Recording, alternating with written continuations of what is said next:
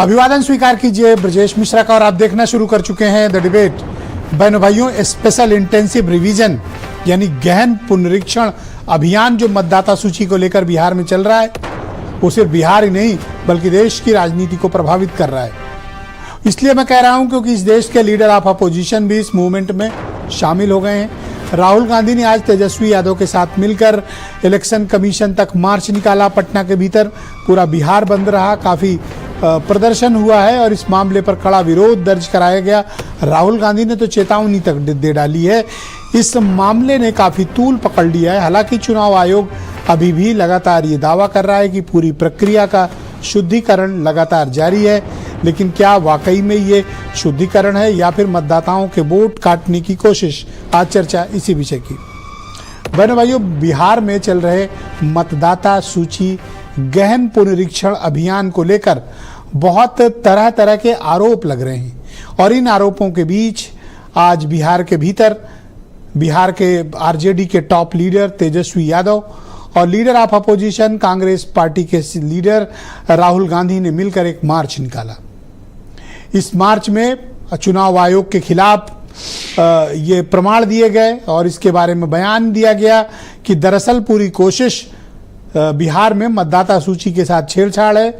शोषित, दलित, पिछड़े और वंचितों का वोट काटने की, मुसलमानों का वोट काटने की कोशिश है, ऐसा आरोप राहुल गांधी और तेजस्वी यादव लगा रहे हैं। इन आरोपों के बीच भारतीय जनता पार्टी तो अपना सेफ गेम खेल रही है कि हमसे कोई मतलब नहीं, वैसे जो आयोग कर रहा है ठीक कर रहा है। चुनाव आयोग बार बार ये बयान जारी कर रहा है कि ये पूरी प्रक्रिया मतदाता सूची का शुद्धिकरण करने के लिए है। अगर कोई मतदाता है तो उसे प्रमाण देना ही पड़ेगा।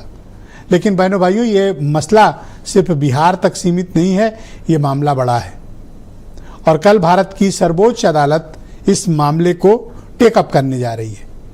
यानी अब बात न तो चुनाव आयोग के हाथ में रह गई है, न पॉलिटिकल पार्टीज के, न बीएलओ के, न बीएलए के। अब बात होगी सुप्रीम कोर्ट में।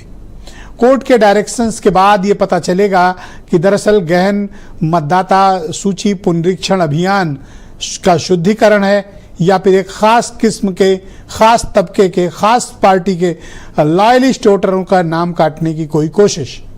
हालांकि ज्ञानेश कुमार अपनी तरफ से, जो भारत के मुख्य निर्वाचन आयुक्त हैं, लगातार इस बात की तस्दीक कर रहे हैं, बयान जारी कर रहे हैं, सोशल मीडिया पर पोस्ट लिख रहे हैं और ये बता रहे हैं कि पूरी कोशिश मतदाता सूची को बेहतर करने, लोकतंत्र की पवित्रता के लिए और मतदाता सूची के शुद्धिकरण यानी प्योरिफिकेशन के लिए ये प्रोसेस किया जा रहा है। और इसके लिए वो संविधान में जो अधिकार दिए गए हैं, अनुच्छेद 326, इसके तहत भारत निर्वाचन आयोग अपने काम को कर रहा है।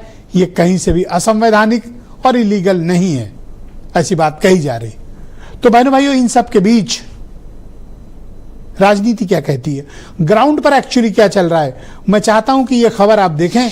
उसके बाद हम इस परिचर्चा को आगे बढ़ाने वाले हैं कि दरअसल गहन मतदाता सूची पुनरीक्षण अभियान जो बिहार में खास तौर पर लॉन्च किया गया है, उसका पॉलिटिकल इंटेंशन कुछ है क्या, और यह क्या कोई साजिश है या वाकई में ये सब कुछ पवित्र कर देंगे का अभियान। देखिए,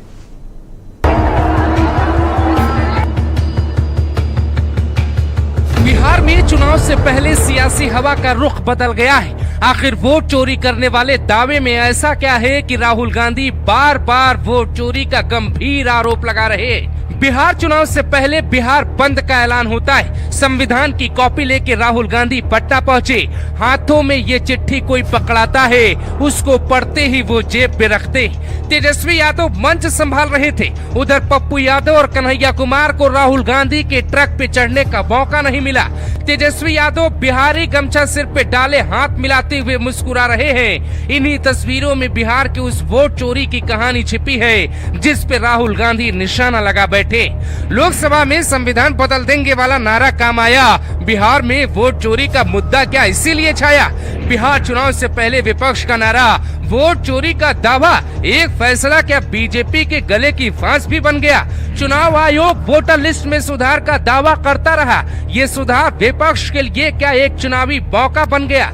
लोकसभा चुनाव की तरह बीजेपी बिहार चुनाव में घिर सकती। एक नारा चुनाव पलट देगा, एक नारा सत्ता के रथ को रोक देता है। कहते हैं काट की हांडी बार बार नहीं चढ़ती, इसीलिए क्या संविधान हाथों में लेकर इस बार संविधान बचाने की नहीं बल्कि वोट चोरों पे निशाना लगाने की तैयारी है। बिहार में बीजेपी की भाषा में जवाब देने की भी महागठबंधन की तैयारी है। पहले चुनावी नतीजों के बाद विपक्ष कहता ईवीएम पर शक है, जनता कहती ये तो बौखलाहट है। अब चुनाव से पहले ईवीएम पर नहीं बल्कि चुनाव आयोग को घेरने की तैयारी है।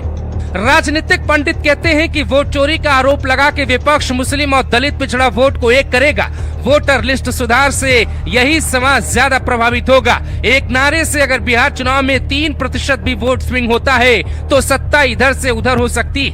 यूपी में बीजेपी को लोकसभा चुनाव में झटका लग चुका है। अगर बिहार में नीतीश की कुर्सी हिली तो फिर खतरा बढ़कर दिल्ली तक पहुंच सकता है। राहुल गांधी महाराष्ट्र और हरियाणा चुनाव की हार नहीं भूल पा रहे हैं। उन्हें लगता है बीजेपी ने लूटना की होती तो दोनों राज्यों में विपक्ष की सत्ता होती।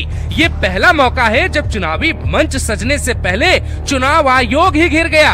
पिछले चुनाव में दलित वोटर्स का वोट बीजेपी से कटा, जिसपे हर किसी का निशाना है। इसीलिए राहुल गांधी का ये बिहार चुनाव में नया नारा है। और मैं बिहार के युवा से कहना चाहता हूँ, ये सिर्फ आपसे वोट चोरी नहीं हो रहा है, ये आपका भविष्य चोरी हो रहा है। ये चोरी नहीं होने देनी और आपको बिहार के युवा को ये चोरी नहीं होने देनी है।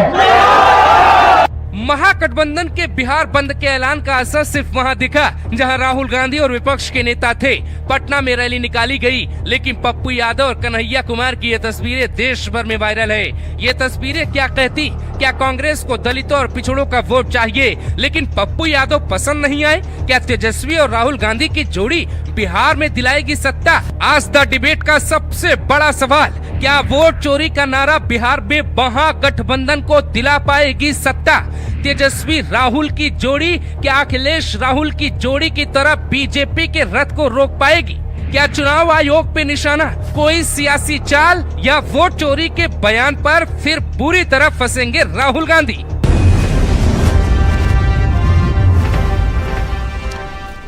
ये अभियान 24 जून 2025 से चला है और बहुत सीमित अवधि के लिए है, लेकिन इस अभियान ने पूरे देश भर के राजनीतिक दलों में, खास तौर पर अपोजिशन में ये सनसनी फैला दी है, क्योंकि जिस राज्य में चुनाव होगा ये SIR उसका पीछा करेगा। और विपक्ष का ऐसा मत है कि उनके वोटों को काटने की कोशिश, लेकिन चुनाव आयोग इसे कहता है कि हम मतदाता सूची को पवित्र कर रहे हैं। अब देखना है कौन पवित्र होता है। आज की डिबेट को आगे